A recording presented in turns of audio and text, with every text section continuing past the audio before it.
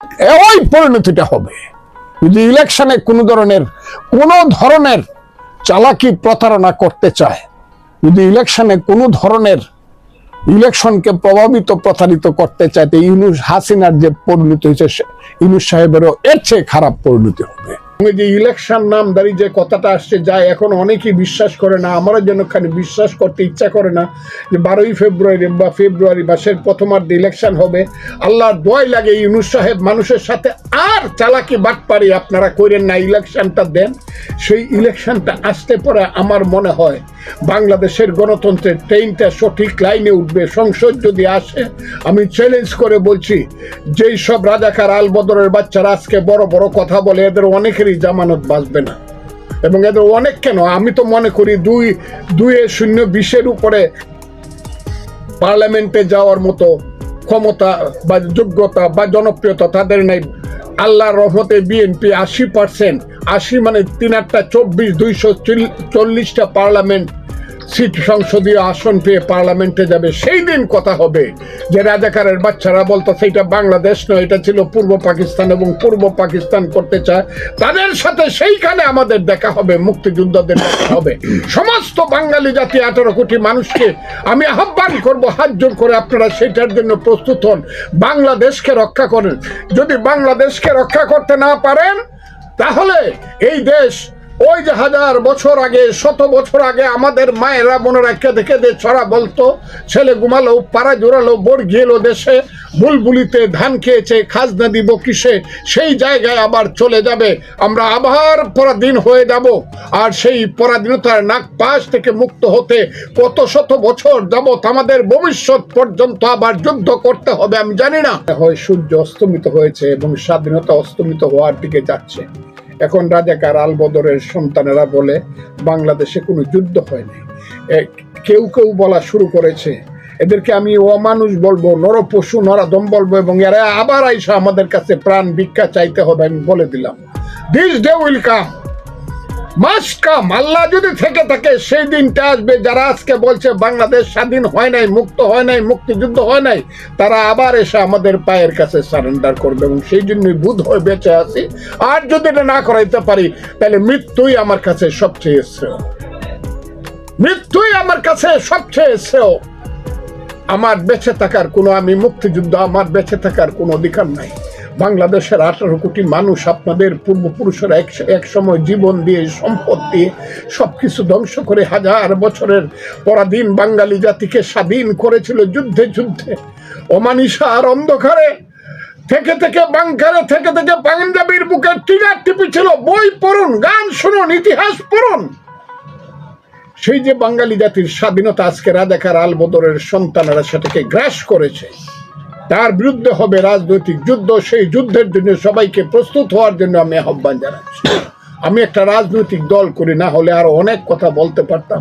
সেই রাজনৈতিক দলের নেতৃবৃন্দ এখন আস্তে আস্তে কথা বলতে শুরু করেছে, এবং আমি বিশ্বাস করি বিএনপির মতো একটা রাজনৈতিক দল, যেখানে আওয়ামী লীগেরা অন্যায় করে, অপরাধ করে, লুট করে, নির্বাচনকে হাইজ্যাক করে পালিয়েছে, কোথায়? ওই চোর ডাকাইতের দল এখন কোথায়? মুক্তিযুদ্ধের কথা বলে বলে মুক্তিযুদ্ধকে অপ্রিয় করেছে, তারা পালিয়ে গিয়েছে। এখন বিএনপির সবচেয়ে বড় দায়িত্ব হলো মুক্তিযুদ্ধকে রক্ষা করা। কারণ তাদের দলের নেতা, আমাদের দলের নেতা, তার নাম শহীদ প্রেসিডেন্ট জিয়াউর রহমান, তিনি ছিলেন মুক্তিযোদ্ধা বীরোত্তম, এবং তিনি 27শে মার্চ কালুরঘাট বেতার কেন্দ্র থেকে ঘোষণা দিয়েছিলেন, I Major Zia do hereby declare the independence of Bangladesh on behalf of our great leader Bangabandhu Sheikh Mujibur Rahman. কাজী বীর কাজে আজকে দায়িত্ব করেছে মুক্তিযুদ্ধকে রক্ষা করার। এবং কিন্তু আমি বাঙালি জাতি এখন যারা আছেন তাদেরকে হাত জোর করে বলি, যারা সন্তান তাদেরকে আমি সন্তান হিসাবে বলি, যারা বৃদ্ধ তাদেরকে আমি বড় ভাই হিসাবে বলি, যারা আমার সমসাময়িক মুখ তাদেরকে বন্ধু হিসাবে বলি, রাস্তায় নেমে আসুন। আপনারা আগামী যে নির্বাচনটা হবে, সেই নির্বাচনে মুক্তিযুদ্ধকে বাঁচানোর জন্য শহীদ জিয়ার দল তারেক রহমান এবং দেশনেত্রী বেগম খালেদা জিয়ার নেতৃত্বের দল বিএনপিকে আপনারা ধানের শীষ মার্কায় ভোট দিয়ে আপনারা অন্তত বাংলাদেশ নামে একটা দেশকে রক্ষা করেন। এটাই হলো আজকে আমার চাওয়া মানুষের কাছে। আমি আরেকটু মুক্তিযুদ্ধের কথা আপনার কাছ থেকে শুনবো, কিন্তু যেহেতু জামাতের প্রসঙ্গ এসছে এবং নির্বাচনের প্রসঙ্গ এসছে, আমি একটু জানতে চাই আপনার কাছে যে এই সরকার, ডক্টর মোহাম্মদ ইউনূস সরকারের সময় জামাত যতটা কমফোর্টেবল, আপনারা ইতিহাস এতটা কমফোর্টেবল জোনে তারা অতীতে কখনো ছিলেন না। এই কমফোর্টেবল কি ইঙ্গিত করে যে আগামীতে নির্বাচনটা নিরপেক্ষ হবে? যদি সেই নির্বাচন নিরপেক্ষ না হয়, তাহলে আপনি যে ফলাফল আশা করছেন সেই ফলাফল হবে, নাকি সত্যি অর্থে যেভাবে এখন সমাজে প্রতিষ্ঠিত হয়েছে স্বাধীনতা বিরোধীরা, আগামী নির্বাচনের মাধ্যমে সেরকম কোনো আশঙ্কা আছে কিনা? আশঙ্কা আমার মধ্যে 100% আছে। কারণ ইউনূস সাহেবকে আমি যা মনে করেছিলাম তিনি তা না। আসলে আমি খুব ক্লিয়ারলি বলি, ইউনূস সাহেব গত 15 মাস এই দেশটাকে এমন একটা দিকে নিয়ে গিয়েছে যে এই দেশটাকে মানুষ আর দেশ মনে করে না। এটাকে মনে করে একটা অশান্ত দেশ, এটাকে মনে করে এমন একটা দেশ যে দেশে কোনো আইন নাই, আদালত নাই, বিচার ব্যবস্থা নাই, এবং যে দেশে সন্ত্রাসীরা, চাঁদাবাজরা এই দেশে এবং ধর্মীয় সেই সব সন্ত্রাসীরা দেশটাকে দখল করেছে। এটা হতে পারে, কিন্তু আমার বিশ্বাস জনগণ একত্রিত হইলে পরে ইলেকশনটা মোটামুটি ভাবে হয়ে যেতে পারে। আর ইউনূস সাহেব যদি তা করে, তাহলে পরিণতি শেখ হাসিনার যা হয়েছে ইউনূস সাহেবেরও তা হবে। সেটার জন্য আমি অপেক্ষা করতেছি। আমি দেখ তফসিল ঘোষণার মুখে আমরা যখন আলোচনা করছি, তো সেইটা যদি হয়ে থাকে, বন্ধু, কি প্রশাসন বা মাঠ পর্যায়ে যারা আছে তারা কি এখনো এই নির্বাচন সুষ্ঠুভাবে তোলার ফেভারে আছে কিনা? দেশের সার্বিক পরিস্থিতি, আইন শৃঙ্খলা, প্রশাসনিক অবস্থা, যে স্বাধীনতা বিরোধী বলি বা সরকার যদি কাউকে ফেভার করতে চায় তাকে জিতিয়ে আনার জন্য, এইটা প্রভাব ফেলবে কিনা নির্বাচনে? সরকার ইচ্ছা করলে যদি মনে করে কাউকে ফেভার করবে, তাহলে কিছুটা, কিন্তু এইটাও আমার দেখার ব্যাপার আছে। আমার মনে হয় না এটা ইট ইজ সো ইজি, এটা এত ইজি না। এবং তাহলে আমি মনে করব বিএনপির নেতৃত্ব হ্যাজ টোটালি ফেইলড। কারণ বিএনপির নেতৃত্ব যেভাবে ইউনূস সাহেব এবং তার সরকারকে বিশ্বাস করে নির্বাচনে যাচ্ছে, ইউনূস সাহেব এবং তার সরকার যদি বিএনপির সাথে এই ধরনের বিশ্বাসঘাতকতাটা করে, তাহলে ইউনূস সাহেবের তো পতন হবেই। বিএনপির নেতৃত্ব সম্পর্কে মানুষের মস্ত বড় একটা প্রশ্নবোধক চিহ্ন আসবে। তাইলে কার সঙ্গে তারা এতদিন সহযোগিতা করছে? এটা হলো আমার কথা। আমি আমার দল যেহেতু বিশ্বাস করতেছে, সবটা কথা বলতে পারি না, কিন্তু খুব সাবধান থাকতে হবে, খুব সাবধান। আর যারা ডিসি, এসপি, যারা ইউনো, যারা এসিলেন্ট, যারা রিটার্নিং অফিসার হবে, তারা তো এই দেশেরই মানুষ। সব রাজাকারের ঘর থেকে জন্ম নিছে, এইটা মনে করার কোনো কারণ তো নাই। আমি এটা মনেও করি না যে সব রাজাকার আলবদরার, সব মধ্যযুগীয় বর্বর, এরা তো আধুনিক মানুষ। মধ্যযুগীয় বর্বরদের পক্ষে একদম জীবন দিয়ে দিব, আমার মনে হয় না। তখন দেখা যাবে কারা লিডারশিপে আসেন, বলে দিলাম।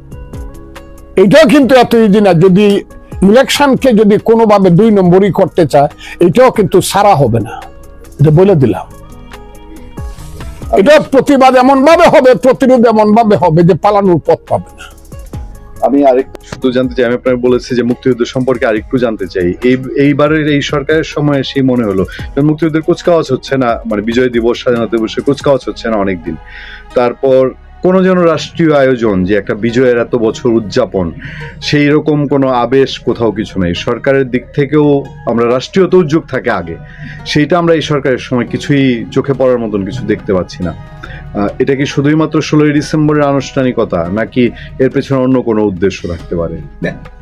1 নম্বর হলো, আমরা কাছ থেকে কোনোদিন আম আশা করা ঠিক না। আমি এতদিন যাব যুদ্ধে বিশ্বাস করে না বলে আমার ধারণা। তার পরিবারের কেউ মুক্তিযুদ্ধে যায় নাই।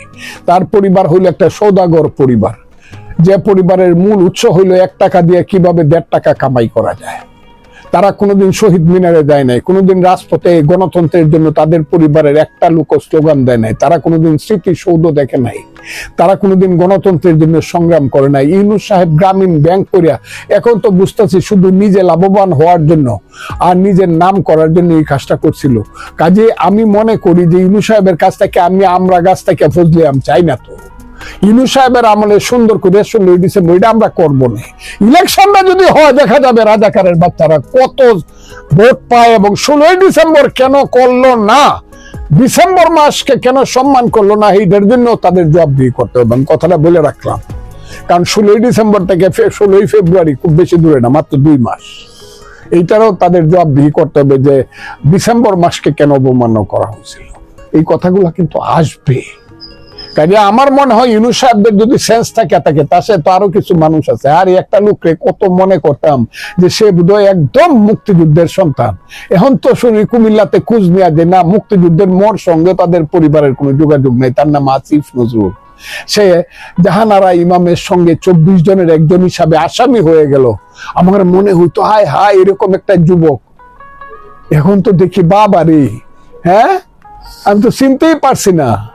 হ্যাঁ আমি তো দেখলাম যে এইসব লোককে বিশ্বাস করে কি করলাম ভাই, গাজীর গীত গায়া ফাঁসি কামাই করলাম, দেড়টে খায়া। এরা তো এই শ্রেণীর লোক। হে মুক্তিযুদ্ধ পালন করবে না। ওই যে একটা লোক বসে আছে সংস্কৃতি মন্ত্রণালয়ে, আমরা দেখলে দূর থেকে ফজলু ভাই করে একটা হাসি দিত। আমি মনে হতো সাংঘাতিক সংস্কৃতি সেবী, তার বউ অভিনয় করত, কত সুন্দর নাটক নভেল করত। সেই লোকজন এখন পাকিস্তানের হানাদার বাহিনীর পালিত গোলাম হয়ে গেছে। তাদের চেতনায় তারা কি বলবো, তাদের চেতনায় তারা একদম ভরপুর হয়ে গেছে, পাকিস্তানি চেতনায়। যে চিন্তা করতেই তো আমার ঘৃণা লাগে এইসব লোকজনের প্রতি। নামটা নাকি সংস্কৃতি মন্ত্রী, আমার নামটাও মনে থাকে। হ্যাঁ ফারুকি সাহেব, তাহারে কত সংস্কৃতিবান লোক। এখন কি দেখি, এখন দেখি যে এই যে নাটক করলে শিল্পকলাতে ঢিলায়, বোমা ফুটায়, এগুলো দেখি। দেখা যাক, আসবে 16 ডিসেম্বর নিয়ে আমি আমরা কাছ থেকে আশা করি না। আমি ইউনূস সাহেবের সরকারের কাছ থেকে মুক্তিযুদ্ধ আর আশা করি না। মুক্তিযুদ্ধ আমরা করে নিব না, অনুষ্ঠান আমরা করে নিব। আমাদের এই প্রজন্মের একটা আক্ষেপের কথা দিয়ে শেষ করতে চাই যে আমাদের এই প্রজন্ম, আপনারা তো মুক্তিযোদ্ধা দেশ স্বাধীন করে এনে দিচ্ছেন, আপনাদের আবেগ কোন মাপের হইতে পারে এই সময় আমরা বুঝি। আমরা এই শুনি নাই কখনো যে বিজয় দিবস 16 ডিসেম্বর না, বিজয় দিবস এই সেই বিভিন্ন কালো দিবস, এর চেয়েও জঘন্য ভাষা, এর চেয়েও জঘন্য ভাষায়। এবং পাকিস্তান খুব ভালো দেশ, ও নাকি মৌলানা নাকি, আমি বলছি ও ওর মা পাকিস্তান ছিল। আমি কথাটা কইছি, আমি আপনাকে খুব ক্লিয়ারলি বলি। এখন দেখবেন ঢাকা বিশ্ববিদ্যালয়ে, যেটা আমি সমর্থন করি না, এটাও সমর্থন করি না যে অন্য দেশের পতাকা পারানো হোক, কিন্তু ঢাকা বিশ্ববিদ্যালয় কিন্তু চলছে। ঢাকা বিশ্ববিদ্যালয় না, সারা হাজার হাজার যুবক ছাত্র ফজলুর রহমান নামে পাগল। এখানে গেলে পরে 10 মিনিটের মধ্যে 100 ছেলে হিসাব গির করে দাঁড়ায়, আপনি আগান আমরা আছি, দিস টাইম উইল কাম। এখনকার প্রজন্ম মুক্তিযুদ্ধের পক্ষে, এটা যারা বিশ্বাস করে না তারা ভুল করতেছে। ওই কতগুলা রাজাকারের ছেলে, ওই শিবির টিবির যারা ছাত্রলীগ ছিল, ওখান থেকে বাইরে মুনাফেক হিসাবে শিবির হয়েছে, এদেরকে দেখে যারা মনে করতেছে ডাকসু মাকসু দল করে ফেলছে, কাজে সব যুবক তার না, সব যুগ তাদের সাথে না। নীল খেতে পোস্টার ছাপায়, ব্যালট পেপার ছাপায় যারা ডাকসু মাকসু করে ফেললে পরে এতে করে ছাত্রদের কিছু আসে যায় না।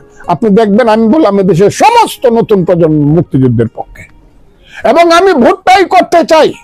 আমার দলকে আমি ভোটটাই আমি করতে চাই। 71-এর মুক্তিযুদ্ধ সঠিক ছিল না 71-এর মুক্তিযুদ্ধ ভুল ছিল? আমরা বলবো জিয়াউর রহমানের দল, আমরা বলবো 71-এর মুক্তিযুদ্ধ সঠিক ছিল। যারা বিশ্বাস করো তারা ধানের শীষে ভোট দাও, আর যারা বলো 71-এর মুক্তিযুদ্ধ ভোট ছিল তার দাঁড়িপাল্লায় ভোট দাও। দেখি জিনিসটা কি দাঁড়ায়। যদি দাঁড়িপাল্লায় ভোট দিয়ে দেয় দেশের মানুষ, আমি তাদেরকে সেলিউট দিয়ে দেবো যে আমি আপনাদেরকে সেলিউট দিলাম, আমার আর এই দেশে দরকার নাই। এমনও হইতে পারে যে আমার বাঁচারই দরকার নাই, কিন্তু আমি চিন্তা করব, চেষ্টা করব, এবং এই দেশটাকে এই জায়গাতে নিয়ে যাব যে 71 সঠিক ছিল, মুক্তিযুদ্ধ সঠিক ছিল। আমি জানি সেই পক্ষে 90% সিট আসবে, 90%, 263 অংশে 270টা সিট আসবে মুক্তিযুদ্ধের পক্ষে। কথাটা বলে দিলাম। সারা বাংলাদেশের মানুষ, একেবারে প্রান্তিক মানুষ যে রাজনীতি কিছুই বুঝে না, সেও বলছে যে না, শেখ হাসিনাই ভালো ছিল, শেখ হাসিনাকেই দরকার। তো শেখ হাসিনা এখন ইনএভিটেবল এবং ইনডিসপেন্সেবল হয়ে গেছে, যার জন্য শেখ হাসিনার আগমনটাও শেখ হাসিনার একেবারে সেই যে অবস্থায় ছিল, ট্র্যাক ব্যাকটা এই জঙ্গি জিহাদিদের ভুলের জন্য শেখ হাসিনার ট্র্যাক ব্যাক, মানে যে পথে সে গেছে ঠিক ওই পথেই সে ফেরত আসার একটা সম্ভাবনা তৈরি হয়ে গেছে। যার জন্য কেন আপনার মনে হলো জয়শঙ্করের সর্বশেষ বক্তব্যটা ছিল শেখ হাসিনা ঠিক করবেন, উনি কতদিন ভারতে থাকবেন? এটা তো একেবারে গালে থাপ্পড় দেওয়ার মতো কথা যে শেখ হাসিনা ঠিক করবে। শেখ হাসিনাকে এদের ভাষায়, মানে বাংলাদেশের গভর্নমেন্টের ভাষায় হচ্ছে সে একজন fascist criminal, she has been ব্রট to book, তার বিচার হয়ে গেছে, তার ফাঁসি হয়ে গেছে। মানে পৃথিবীর সবচেয়ে নিকৃষ্টতম প্রাণী হচ্ছে শেখ হাসিনা। তো শেখ হাসিনার ফাঁসি হয়ে গেছে, এটা হচ্ছে এই কয়েকজন জঙ্গি জিহাদি, এই টুকাই ইউনূসের নেতৃত্বে। কিন্তু সারা বাংলাদেশের অবস্থা তো আপনি দেখেন, আমি দেখি, এখন যারা দিল্লিতে বসছে তারা তো প্রতিনিয়ত দেখে, তাদের মনিটরিংটা আমাদের চাইতে, আপনি আমি আমাদের চাইতে কিন্তু তাদের সিস্টেমেটিক মনিটরিং আছে, তাদের এখানে ইনভেস্টমেন্ট আছে, তারা ওখানে তাদের এজেন্সি আছে, এজেন্সি প্রতিনিয়ত তাদেরকে development, day to day development তারা দিচ্ছে। তো সেই দিক দিয়ে এটা গ্লোবাল কনসার্ন হয়ে গেছে যে এইভাবে, যেমন এশিয়া হচ্ছে আপনার ব্যবসা বাণিজ্য এবং গ্লোবাল ট্রেড কমার্সের এবং ইকোনমিক ডেভেলপমেন্টের কেন্দ্রবিন্দু হচ্ছে এশিয়ায়, আজকের থেকে না 20 বছর আগের থেকে এটা চলছে। সেই দিক দিয়ে এখানে এই জিনিসটা, এটা কোনো অবস্থাতেই এটা মানে অ্যালাউ তো করা যাবে না, প্লাস এটা দেরিও করা যাবে না, এটা টাইম নিলে ভুল হয়ে যাবে। এবং সেখানে অনেক যত সময় যাবে তত গ্রাস রুটে মানে অনেক তাদের শিকড় বসে যাবে এই জঙ্গি জিহাদিদের, এবং এরা কঠিন হয়ে যাবে, এদেরকে কস্টলি হয়ে যাবে, কঠিন এবং কস্টলি হবে এদেরকে উৎখাত করা। তো সেই দিক দিয়ে এবং এদের মানবতার জন্য, শান্তির জন্য, স্বাধীনতার জন্য, গণতন্ত্রের জন্য এই জঙ্গি জিহাদিদের উৎখাত একেবারে ফরজে আইন হয়ে গেছে, এদের ভাষায় বললাম, এটা ইনএভিটেবল হয়ে গেছে। সেই কারণে শেখ হাসিনাকে জাস্ট এখন যদি ধরুন, এখন যে একটা ওরা যে একটা নির্বাচন করতে চাচ্ছে, সারা পৃথিবী বোঝে এই নির্বাচন কি হবে, একটা ভার্টিক্যাল ইলেকশন, এটা হয়ে বিএনপি তার ভিতরে ঢুকে পড়ছে। এই বিএনপি কে দিয়ে আশা ভরসা ছিল, ইভেন ভারতের সাথে আমাদের তাদের পলিসি ফ্রেমারদের সাথে আমার কথা হয়েছে, তারা চাইছিল যে বিএনপি ক্ষমতায় আসুক, তারা গণতান্ত্রিক পরিবেশ হোক একটা সুষ্ঠু নির্বাচনের মাধ্যমে।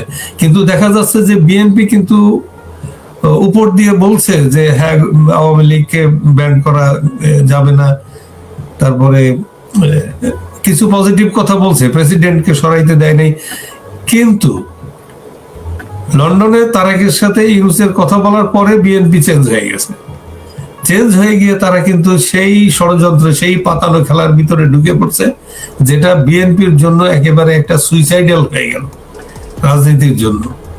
যে তারা সারা দেশের মানুষ জানে, আপনি একজন লেম্যান রিক্সাওয়ালাকে জিজ্ঞেস করেন ইউনূসের আন্ডারে নির্বাচন কি হবে, কয় কিচ্ছু হবে না, এমনি ডিক্লেয়ার করে দিব। তো এই হচ্ছে ধারণা, সেই ধারণার ভিতরে বিএনপির মতো বড় দলটা ঢুকে পড়াতে একটু সমস্যা হচ্ছে।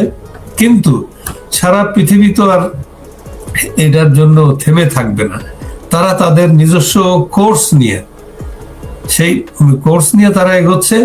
এবং এখানে একটা দ্রুত একটা শান্তি প্রতিষ্ঠা, দ্রুত এই মানে অভিশাপ, এই গজব, জঙ্গি জিহাদি গজবটাকে এখান থেকে নির্মূল করার জন্য একটা সুদূর প্রসারী পরিকল্পনা চলছে। এবং সাধারণ মানুষের মুক্তির কথা চিন্তা করে, সাধারণ মানুষের ওয়েলফেয়ার, তাদের অধিকার, তাদের জীবনের নিরাপত্তা সবকিছু বিবেচনা করে, সামাজিক নিরাপত্তা, নারী শিশু সকলের একটা জন্য একটা সুন্দর একটা দেশ যাতে গড়ে উঠতে পারে, একটা সমাজ গড়তে পারে, একটা সুন্দর সরকার আসতে পারে।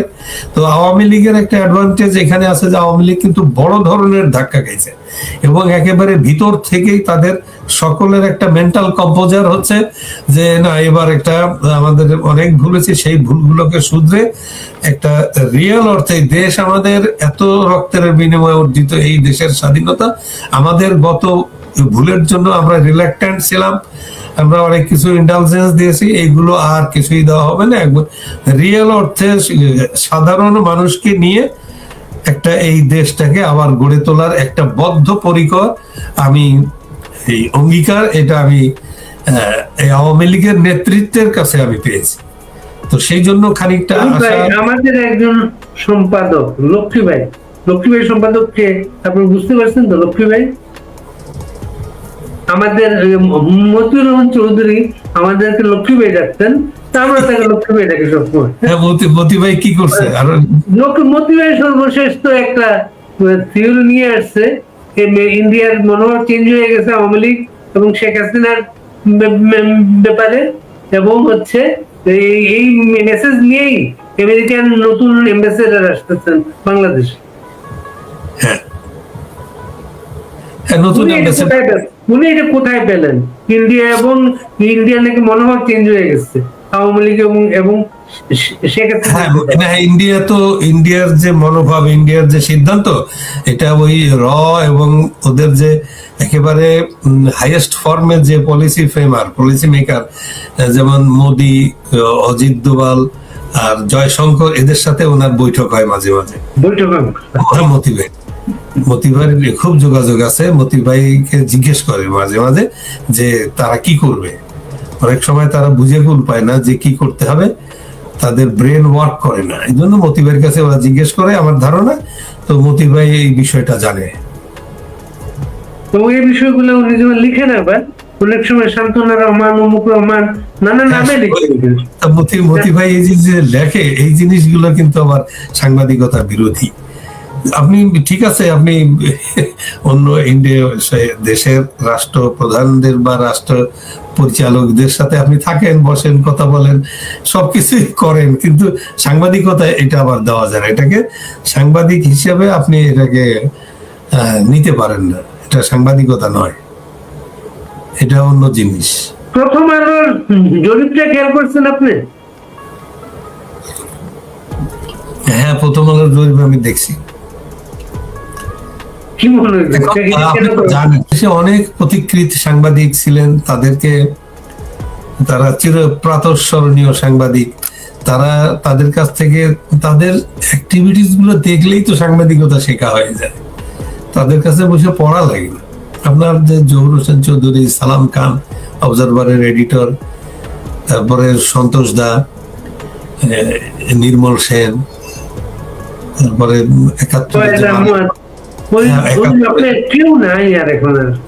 ৭১ যে মারা গেল, যে বিবিসির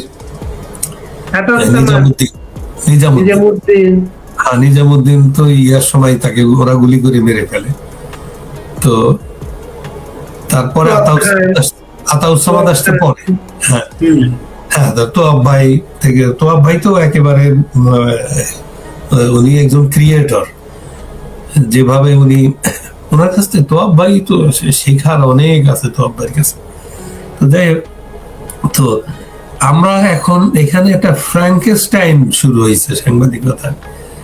এই সাংবাদিকতা করে তো হয় কি, মানুষ তো থাকবে না কেউই। যে বয়স হয়েছে, মতি ভাই পয়সা করি কামাই করেও মতি ভাই কি খাবে বলেন? এই বয়সে খাওয়া যায় কিছু? এক টুকরো খাসির মাংস তো খাইতে পারবে না, ওটা ডাইজেস্ট হবে না। এই পর্যায়ে, এমন পর্যায়ে আসছে তো, যে যাদের ডাইপার পরার সময় হয়ে গেছে ইউনুসের মতো, তো এরা যে এর পরেও বিক্রি হয়, এর পরেও যে ধান্দা করে, এইটা কষ্ট লাগে। হয় কি, এই পেশাটাকে তো একটা মহান পেশা হিসেবে আমরা দেখে নিছি। আপনি দেখেন, এই একটু কথাটা না বলে পারছি না, আপকি আদালত এখন নাই, দিল্লিতে এটা হতো।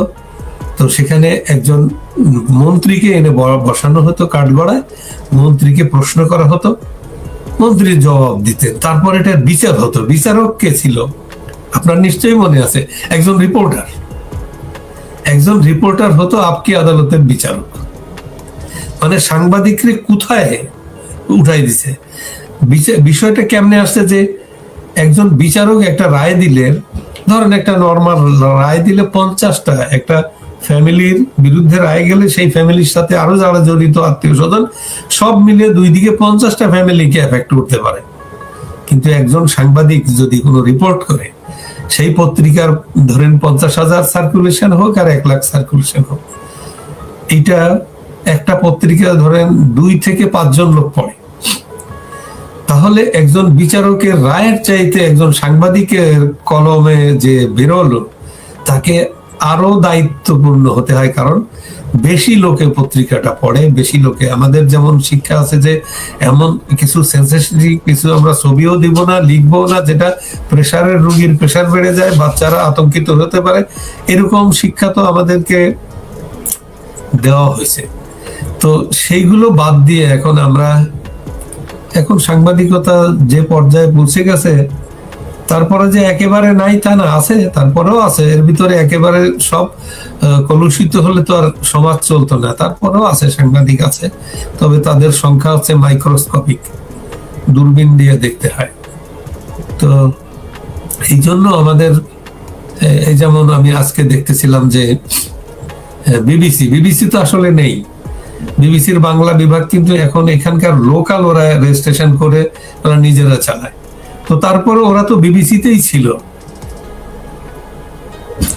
সেই বিবিসিতে কাজ করার লোকগুলো আমার ছোট ভাইয়ের মতো, এরা এরা এরা অ্যানালাইসিস যখন করে তখন বোঝা যায় যে আমি কথা বলছি, আপনি তো বুঝতে পারবেন যে আমার কথাটা কোন দিকে যাচ্ছে, আমি কি জামাতের পক্ষে বলছি না আওয়ামী লীগের পক্ষে বলছি না বিএনপির পক্ষে, এটা কিন্তু বোঝা যায়, পাবলিক বোঝে, এটা সচেতন নাগরিকরা বোঝে যে আমি কি বলছি।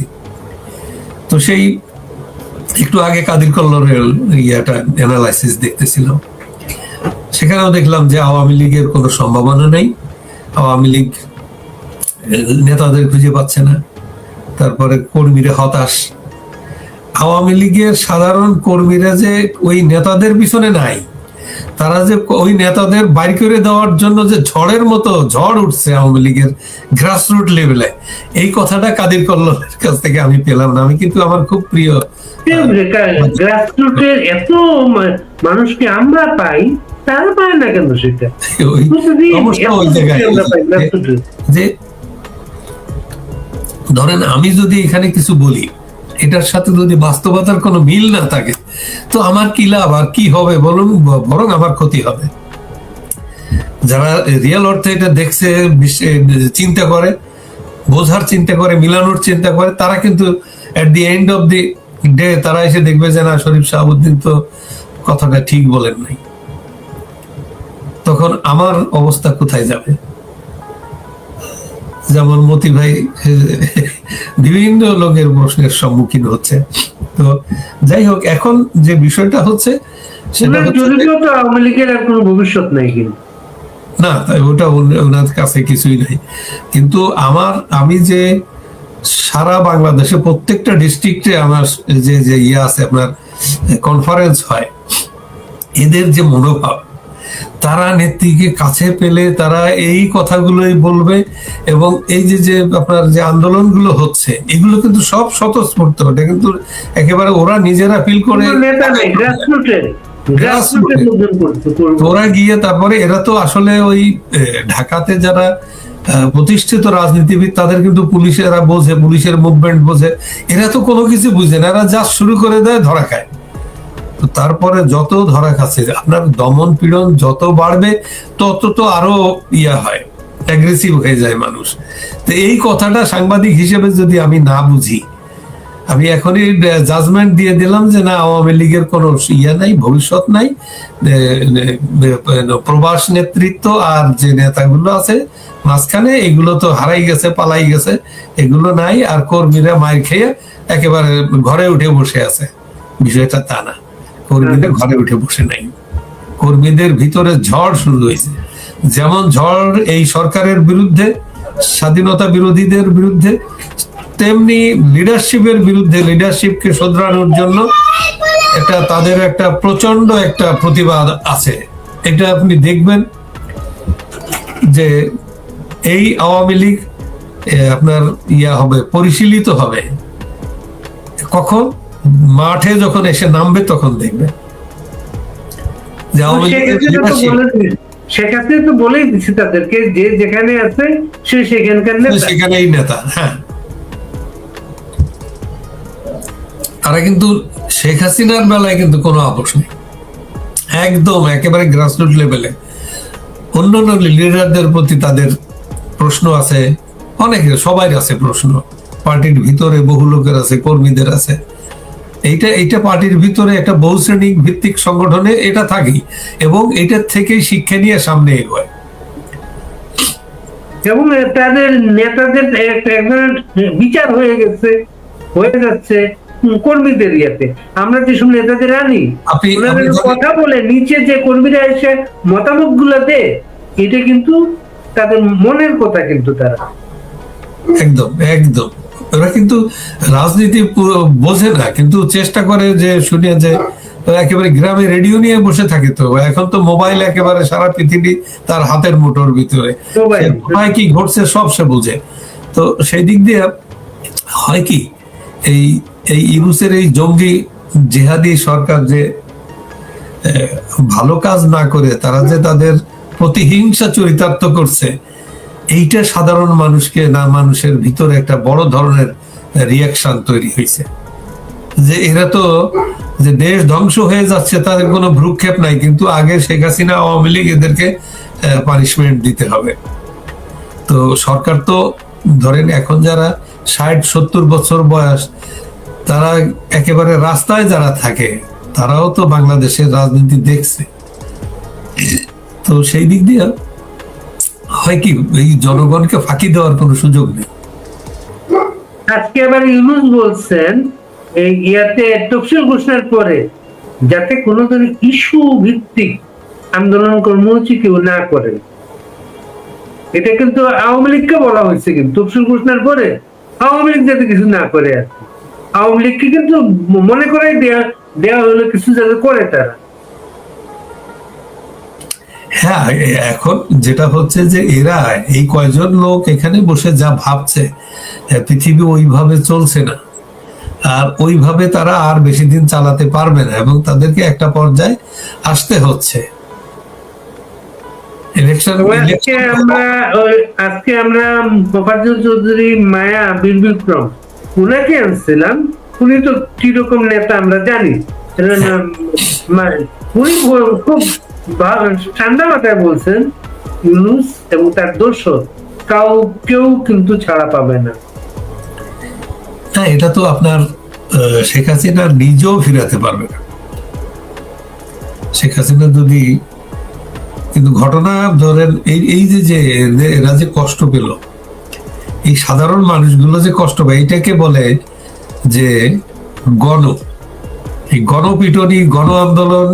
এটাই হচ্ছে সাধারণ গ্রাসরুট লেভেলের মানুষের হৃদয় যদি আঘাতপ্রাপ্ত হয়, তারা তখন তাদের যে রিয়াকশন, তাদের যে প্রতিক্রিয়া, সেইটা ঠেকানোর কোনো ইয়া থাকে না, কোনো আইন শৃঙ্খলা এটাকে ঠেকাইতে পারে না। শুধু বিদেশে, মনটা তো দেশে সারাক্ষণ। আবার বলেন, বিদেশে গেলে আসলে দেশপ্রেমটা সবাই আমরা বেশি করে আমরা বুঝতে পারি। সেটা শুধু বিদেশে, মনটা তো সারাক্ষণ দেশেই পড়ে। মনটা একেবারে ওখানে দেশেই পড়ে থাকে। প্রতিনিয়ত নিউজ পেতে সবসময় ইচ্ছে করে, ঘুমের থেকে উঠেই ইয়া দেখে, ফোন দেখতে হাত মুখ না ধুয়ে আগে ফোনটা দেখি। এই যে অবস্থা, এটার জন্য, দেশের জন্য আসলে হয়তো দেশে যারা আছে তারা অনেক ব্যস্ত থাকে, অনেক হাজারো সমস্যার ভিতরে আছে। তো সেই দিক দিয়ে আমাদেরও যে সমস্যা, আমরা নিয়ম কানুনের ভিতর দিয়ে চলি, আমরা একটু এই বাইরে এসে একটু সুন্দর চিন্তা করার একটু অ্যাফ্লুয়েন্সি থাকে, সেদিক দিয়ে আমাদের ওই গ্রামের সাধারণ মানুষের যে সমস্যা, সেই সমস্যা আমরা থাকি না। তো যার জন্য আমাদের একটু বেশি সময় থাকে, বেশি ইয়া থাকে যে দেশ সম্পর্কে খুঁটিনাটি খবর নেই, এই আর কি।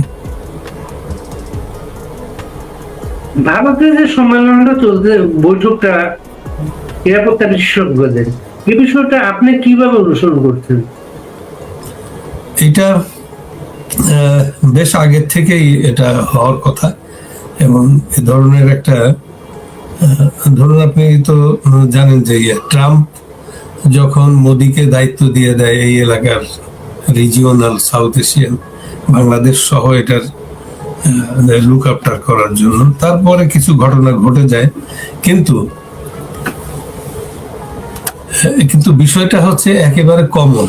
আমেরিকার কাছে যেমন যা এই রিজিয়নে কি ঘটছে এবং কি ঘটবে, এরা একটা বিষয় কিন্তু সবাই সচেতন, এক যে সন্ত্রাসবাদ দমন করতে হবে, এটা কিন্তু সারা পৃথিবী এক।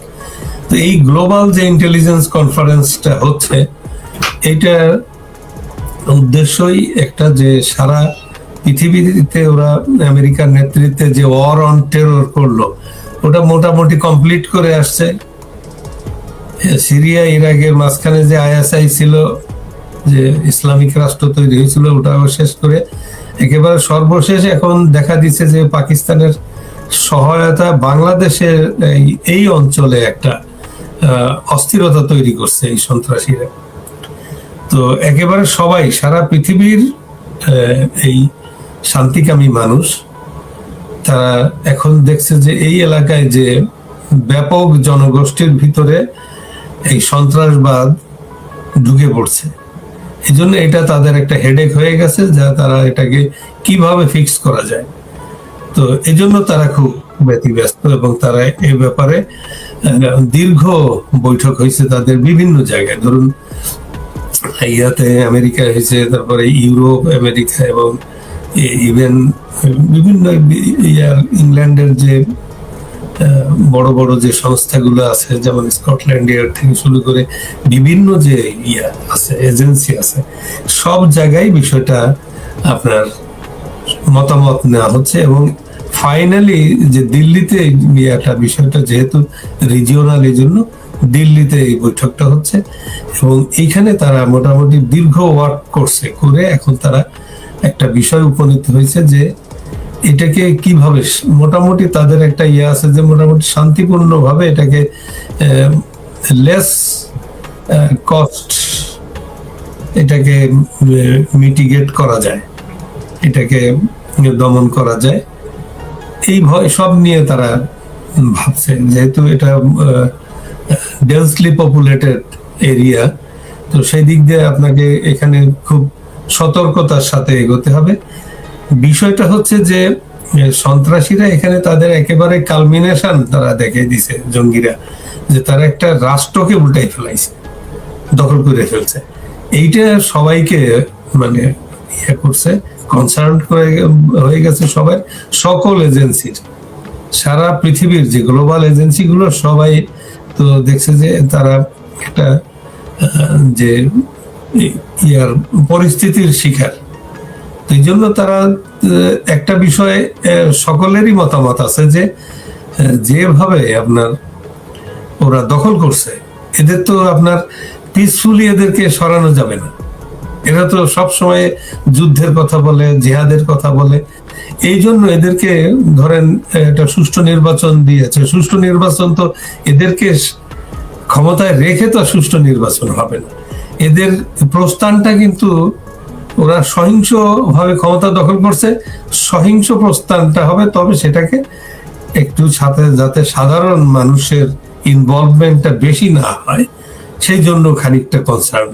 এই জন্য এই বৈঠকগুলো হচ্ছে কিভাবে প্রেসিশন অ্যাকশনটা হবে, প্রিসাইজ এন্ড প্রেসিশন। তো সেই দিক দিয়ে বৈঠকটা হয়েছে এবং এতে হচ্ছে কি আপনার এরা যদি ধরুন এই সন্ত্রাসীরা এরা যদি ধরেন সত্যিকার অর্থে শেখ হাসিনাকে উৎখাত করে তারপরে তারা যদি একটা শান্তিপূর্ণ গণতান্ত্রিক একটা রাষ্ট্র কাঠামো তৈরি করতে পারত, তাহলে কিন্তু এই সমস্যাটা হতো না। এই পৃথিবীর এই ইন্টেলিজেন্স, এই পৃথিবীর শান্তিকামী মানুষের মাথা ব্যথা হতো না। তো ওরা যেহেতু আপনি দেখছেন যে যেমন স্বাধীনতা বিরোধী, সমাজ বিরোধী, ধর্ম বিরোধী, প্রত্যেকটা ধর্মের আপনারা দেখেন মানুষ কবরের থেকে উঠে পোড়াই দিচ্ছে, মানে খুব লোমহর্ষক ঘটনাগুলো এখানে ঘটে গেছে। কারো বলা লাগে নেই, পৃথিবীর মানুষ তো জেনে গেছে যে এরা কি সব অ্যাকশন হচ্ছে, নারী নির্যাতন হচ্ছে, নারীদের যে একেবারে কি ইয়ার মতো আফগানিস্তানের মোল্লা ওমরের যে আইন শুরু হয়েছিল ওইরকম বিষয়টা দেখা দিছে যে যেখানে সেখানে নারীদেরকে ধরে নিয়ে তুমি কি কাপড় পরছো, গাছে ঝুলাও, পিটাও, বিচার করো, এরকম একটা একটা কি বলে এটাকে, একটা অরাজক বলা হতো, এটা একটা কি মধ্যযুগীয় বর্বরতা সামিল। তো সেই দিক দিয়ে মানুষগুলো সারা পৃথিবীর শান্তিকামী মানুষ যারা আইন শৃঙ্খলার ভিতরে, এই পৃথিবী তো একেবারে প্রায় উন্নয়ন অ্যাডভান্সমেন্টের শেষ পর্যায়ে। It is also a culmination of the advancement, global advancement, science, technology, artificial intelligence. এখন তো মানুষ একেবারে শেষ পর্যায়ে, উন্নয়নের শেষ পর্যায়ে আছে। তো সেই যুগে যদি আপনার মধ্যযুগীয় বর্বরতা হয়, সেটা তো কোনো অবস্থাতে এটাতে কলাইড করে আপনার শান্তির সাথে, কলাইড করে গণতন্ত্রের সাথে, মানবাধিকারের সাথে কলাইড করে। শুধু কলাইড করে না, মানবাধিকারটা একেবারে মানে বিপর্যস্ত, বিধ্বস্ত। যেভাবে মানবাধিকার লঙ্ঘিত হচ্ছে, এটা তো সারা পৃথিবীর মানুষকে অ্যালার্ম করে দিছে। তো যার জন্য শেখ হাসিনার এখন যেমন সারা বাংলাদেশের মানুষ, এটা প্রতিনিয়ত মনিটরিং হচ্ছে,